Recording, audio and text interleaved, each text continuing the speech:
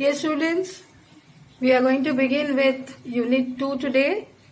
This Unit 2 consists of money and banking in macroeconomics. And under this unit, you will be learning about money and the banking system in our economy. Okay? So let us begin with what is this money exactly. But before that, I would be letting you know that we are going to learn these certain topics over here in the chapter money. This is chapter number 5 in your macroeconomics. Evolution of money, meaning or definition of money in the economy. You'll be learning about the barter system, features and limitations of barter system, and finally functions of money. And this part, money supply and components of money, I'll be teaching you in the next lecture. Okay? So let us begin with what is money exactly. According to Volcker, one of the famous economists, money is anything what it does. Okay? That is, money is what it does. That means money itself is something which is a system altogether into it. Okay? So money is generally accepted as medium of exchange. You can see this here. Money is accepted as medium of exchange. It has got a unit of value. It has got a store value. That is why it is said that money is what it does. When we say it is a medium of exchange, what do we mean by that? Medium of exchange, that means money is being used as a mode of transaction in order to purchase the goods as well as sell the goods. Okay, right? It is a mode of transaction. That is why it is said to be as the medium of exchange, right? So when we have to purchase a commodity, what do? We pay the money, right? And when we pay the money, we are able to get the commodity. We purchase the money. So it is also a system which regulates the market transaction in the economy. That is why it is said to be as the medium of exchange. Mode of transaction, as I said, if I have to purchase a particular commodity, then what will I have to do? I'll have to purchase it in terms of money, right? So we are transacting goods, right? I am a consumer and the other person who's selling the good is a seller. So the seller is transacting the good in terms of money here, okay, with the consumer. Then it is a stock variable as it is measured as at a particular point of time. In case if I am in need of a particular, say for example, a pen right now, right? And I don't have it. So what will I do? I'll have to go to the market and purchase it, right? And when I go to the market, I purchase a 20 rupees pen, right? So the value of that commodity is 20 rupees. And when am I purchasing it? I am purchasing it right now because it is the need of the time. So this is how it is measured. So the 20 rupees which I am paying will be the value of that particular pen, or the pen has got the value of 20 rupees at present when I am purchasing it, right? So it is a variable which is measured at a particular point of time. And as I said, money is what it does in case when it is accepted as a medium of exchange, as a unit of value, as well as store value. Store value, that means if you have a certain amount of money, either you deposit it in the bank or what you do is you store it with yourself.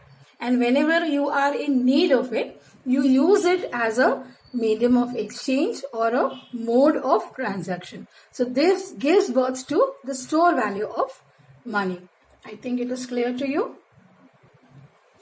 Now let me explain how this money came into evolution. That is evolution of money. Money is being used as, or the reason which gave rise to the evolution of money was the commodity money, where it was being used as a CC economy, commodity to commodity economy. In the early period, children, this money was used as a commodity to commodity money, right? And as there was barter system where the goods were exchanged for goods, this particular CC economy used to exist during that time. That is why this system did all its transactions in terms of exchange of goods for goods. Okay. Then came the metallic money. Metallic money, which refers to the commodity of the gold and silver. Okay. As the human civilization changed, accordingly, the medium of exchange also came into existence, or the change in medium of exchange also came into existence, where metals, particularly copper, gold, and silver, were being used as metallic money to transact goods. Okay. And this was because it was widely accepted as a monetary transaction. Say, for example, buying of goods and services, selling of goods and services, as well as borrowings, right? So in those days, this metallic money, that is the money in terms of gold, silver, or copper, was being used in order to do the transactions. And these were widely accepted during those days. But after 1930s, this metallic money was being discarded. And why was that being done? Because there was a limitation in the supply of it. Then, say for example, it was very much necessary that the government, etc., had to maintain the 100% gold reserves, right? And there was also a large difficulty in handling or transaction of this.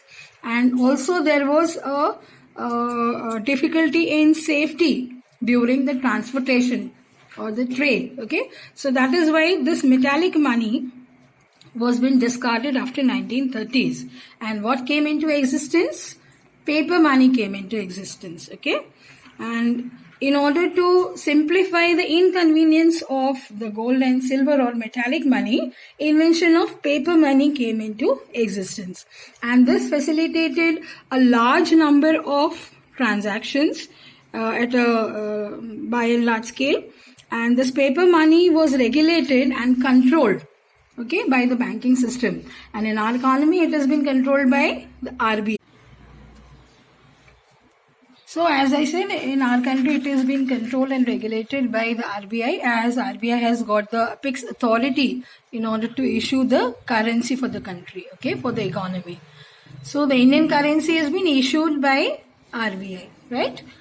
Then after that, as this came into existence, the banking or credit money came into existence, right? What is this exactly, the credit money or the bank money? It is said to be as the main transaction mode, which was very much convenient and trusted, and it also can be used as a large facility for the buyers and sellers as well, right? As it is very much easy to maintain this or handle it, or it is very much easily accepted in terms of payments, and there is hardly any risk in order to handle it, okay, or to maintain it. So what was that? That was exactly the plastic money, okay. The paper money ke baad mein kya aaya? Plastic money. And this plastic money is said to be as the credit money. For example, the credit cards or the debit cards or the ATM cards, etc., whatever we use, are said to be as the plastic money. So this was very much convenient for the public as well as the government or the economy, you can call it, all over, which helped or facilitated in terms of the use of or evolution of money in the modern times. Okay. Now let us learn about the barter system. What was this barter system? This barter system was the exchange of goods for good economy, and during the older times this was very much into prevalence. The features you can call in as there was double coincidence of wants, there was huge trading cost involved in terms of the search cost or the disutility of waiting, etc., right? So what was this double coincidence of want as a feature of barter system? There were two people who used to, or in case when the people had to use this as a mode of transaction, it was very much difficult in order to look for the person who is at the same time in need of exchange of good. Say for example, if a person who has to sell wheat. Okay, so in order to sell the wheat, he has to look for a person who would sell him the commodity which he would need at that particular time. Okay, so if the person who's selling wheat is in need of purchasing shoes, then what would he do? He would have to look for a person who is going to sell him shoes, right? And he would have to compulsorily sell this person either the wheat, or he would have to wait for the person who is going to purchase this commodity wheat from him. Okay, so there was completely a double coincidence of wants. Two people at a time, if they had to exchange the goods, then they used to search for the person who would help them in need of exchange of goods at the same time accordingly. Okay, so this was very much into prevalence, and this gave a really difficulty in terms of trading the goods. Okay, then there was also a huge trading cost. So as I said, if the person has to sell wheat, he will have to look for a person who would give him the equal value of the commodity which he is going to sell the other person. Okay, so this was very much difficult during that time. He had to wait for the person who would provide him the proper utility of the good which he is selling, right? So there was too much of discomfort involved into it, and search of cost, of course, the person who is willingly prepared for the exchange of good is very much difficult. So the cost of deterioration, cost of goods during the search period, that means this also caused say for example, the goods which would not be kept for a longer period would get deteriorated, right? And he would be facing the loss during that time, right? So he had to pay a huge cost for it, right? So there was exactly simultaneously the fulfillment of mutual wants was very much difficult during this time. So there were too many limitations of the barter system, and what were those? The lack of unit of value, or that means it was not able to be accountable, right? The value of money was not exactly accountable during that time. Say for, as I said, if the cost of the commodity is rupees 10, so how do we know when we purchase a commodity which is worth rupees 10 and we use it, we feel that yes, we have paid the money, as we have paid the money for that commodity has given us the right utility. Okay, so it was very much difficult to measure this as a unit of value, and it was really difficult to keep account of it. Then there was lack of double coincidence of wants. As I said, it was very much difficult to have a mutual understanding between the people in order to fulfill their either or wants. Okay, and of course, by paying the huge trading cost as well as the disutility of waiting, etc., caused a lack of double coincidence of want during that time, and the lack of standard of deferred payments. That means nowadays money is being used to do the different payments. Okay, many ways we are able to use it as a medium of exchange, but that time it was not like this. Then lack of store value, as I said. The store value is always very much difficult in terms of wealth. It is also a wealth which has been used in future. So in case if it is difficult to store this wealth in the form of goods, like say for example in the barter system, the cattle, wheat, potatoes, or say for example the other such valuable items were being used for the medium of transaction, and that time it was really difficult to store these commodities as a wealth, right? And it created again costly storage as well as the deterioration of the goods in terms of storage, right? Now lastly, I am going to explain today the functions of money. Money performs different functions in terms of the primary functions and the secondary functions. The primary functions of money, that means the initial functions of money, are it is a unit of value, as I said, and a medium of exchange. Medium of exchange, that means it has been exchanged for the goods and services, the mode of transaction. Okay, it helps us in buying and selling of goods and services, and it is accepted as a measure value, right, in today's economy. Then when I say it has got a measure of value, that means a unit of value. That means it is easy to maintain the unit of account or the unit value. It is maintained in terms of the value of all the goods and services and is measured and expressed in the same ways at the same time, right?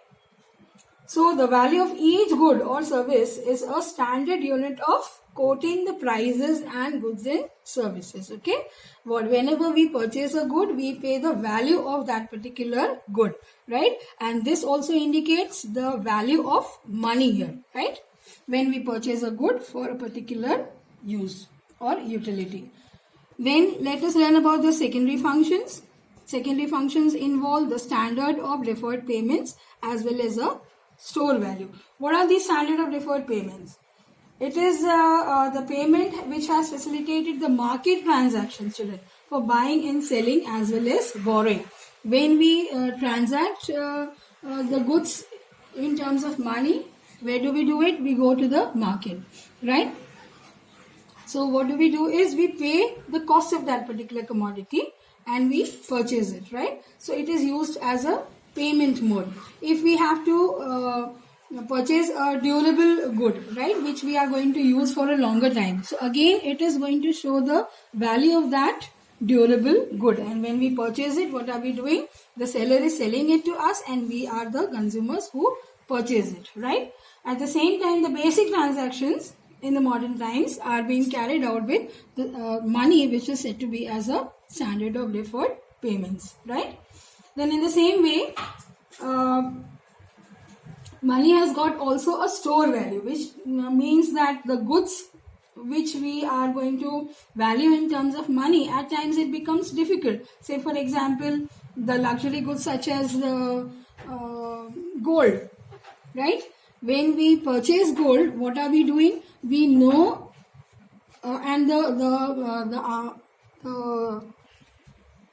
so money as a secondary function in terms of store value, it means that we are able to store this money. In early times, it was very much difficult to store the good, right? But now money can be stored for a longer time, as well as it is also an asset.